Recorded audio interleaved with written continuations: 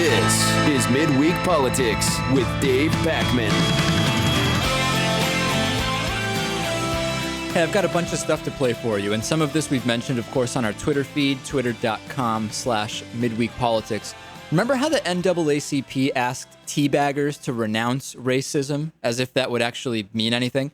Well, it's created a slew of new death threats against the NAACP, and I have one voicemail. Are we completely sure, Lewis, that we've edited this so that it will be FCC friendly? I want to play it, but it's so vile that I'm pretty confident we did. I think it's safe. I think we're good to go. Okay, so take a listen to this voicemail that was left by an individual, an analyst of some kind, on the NAACP's voicemail box. Of course you won't answer the phone yourself, because you're chicken racist niggers. The entire black race is nothing but a have-not bunch of bums. You can't work for yourselves. All you do is off the white man. You motherfuckers. You! You want a race war? You got it, mother. You want to kill our babies and kill white people? You're gonna. The streets will run red with blood. The streets will run red with your blood. Yeah. What would it be like to have dinner with someone like that? Yeah, I can't even imagine. If you're running into someone like that or just even being near them, what could that experience possibly be like? I wouldn't know. And along these same lines, not racism, but just race-related stuff. Remember how, of course, everybody's aware of the recent Mel Gibson rant, the racist, anti-woman, admitting to beating women rant. It turns out Whoopi Goldberg defended Mel in that circumstance, saying he is not racist. Okay, let me play that for you, just as a reminder. Mel, you're an anti-Semite, you're a misogynist, and you're a racist. Out of the movie. You know, the one thing that I have to... You know what? I don't like what he did here, but I know Mel, and I know he's not a racist. Oh, really? Right. Yeah, I do. Mm-hmm. He may be a bonehead. Well, that language certainly sounded racist to me. Well, again, I have had a long friendship with Mel. I just want to clear the point that I want to make out. Let me finish this, please.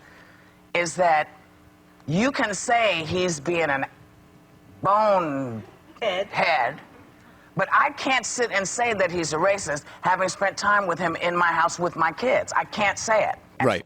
So she defended Mel Gibson, and I found it really weird, and I started looking into this. It turns out Whoopi Goldberg defends everybody. She literally has defended everybody.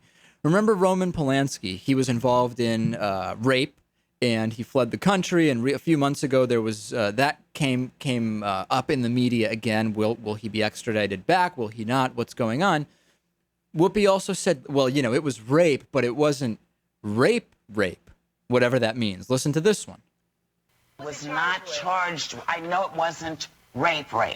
Yeah, there is a statutory. Child molest, maybe? I'm not sure. It was something. It was something else, but I don't believe it was rape. And when we get all the information, somebody will tell me in my ear. All I'm trying to get you to understand is when we're talking about what someone did and what they were charged with, we have to say what it actually was, not what we think it was. Right. It was rape. It wasn't rape. Okay. So Whoopi Goldberg defending Roman Polanski, defending Mel Gibson. Well, then, how deep does the rabbit hole go, Lewis? Also defending Helen Thomas. Remember Helen Thomas's recent go back to Israel? Oh, yeah. So she defended Helen Thomas there. She said, for many years, there weren't Jews in Israel. Or rather, go back to Europe, not go back to Israel. For many years, there weren't Jews in Israel, says Whoopi. Really, Whoopi? Tell me, when weren't there Jews in what is now Israel? And then also, she went on to defend Helen Thomas, saying it's both parties' land, and Helen Thomas is just saying you have to talk. Really? That's an interesting interpretation of go back to Germany, go back to Poland. Does that sound to you like, both parties really have to talk? I don't think so. And then also, she dismissed it by saying, well, people always say go back to Africa. So this is fine. This is no different. Really, that makes it okay. And then this one is just one that I cannot put my head around. She defended Michael Vick. What was it, Michael Vick? It was the dog fighting, right? Dog fighting, yep. And Michael Vick is from the South. I don't know exactly where he's from. And Whoopi Goldberg explained, this was her first day on The View, I believe. Listen, in the South, it's different. The dog fighting, the dog beating, it's different. Take a listen.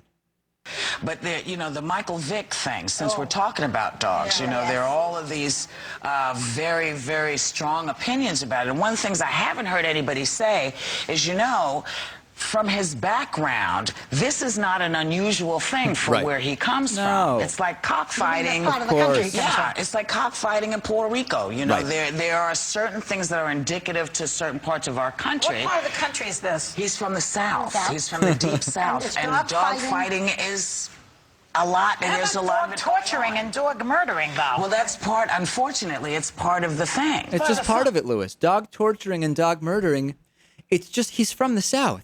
Poor Michael Vick. He's from the South. He's just too ingrained in this to realize dog torture and dog murdering is part of it. I wonder if we took some type of poll of Southern residents and asked them if dog fighting was... Is it just part of it? Is it just part of your culture down here? Is dog murdering part of your culture? Somehow I doubt they would say it was. Yeah, I doubt they would. I don't understand what's going on with Whoopi, but hey, she's defending these folks. She can go out on a limb for them. Fair enough.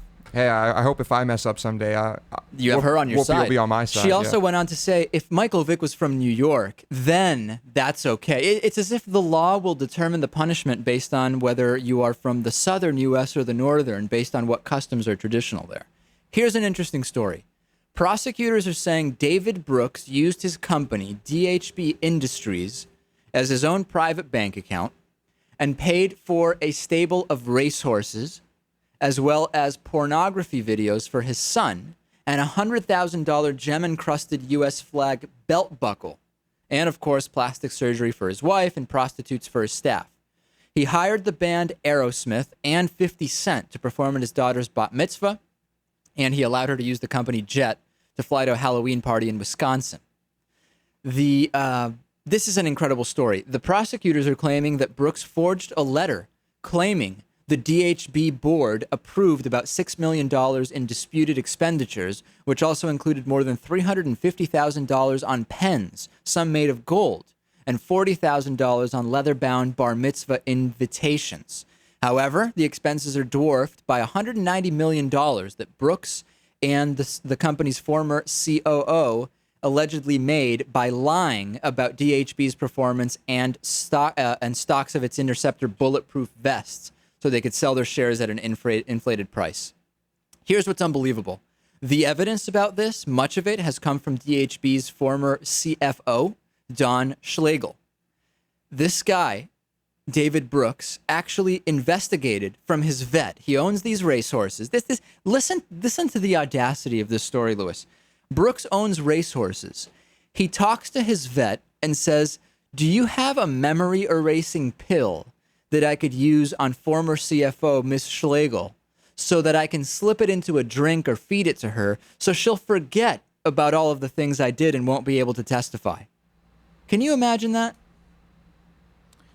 I think the only pill that could do that is something that would cause some serious brain damage. Well, I figured it out. The pill must exist. This actually makes perfect sense. Somebody successfully slipped it into Alberto Gonzalez's drink before he testified. Remember? I don't remember. I can't seem to recall. I don't remember recalling. I just don't know if my parents came into the country illegally. It's just not clear to me. Obviously, the memory pill exists, and somebody gave it to a former Attorney General Alberto Gonzalez before that incredible testimony. He just couldn't remember a thing he did. It's a miracle pill. It is. It literally is. It's the military should use it. I mean, it's a secret.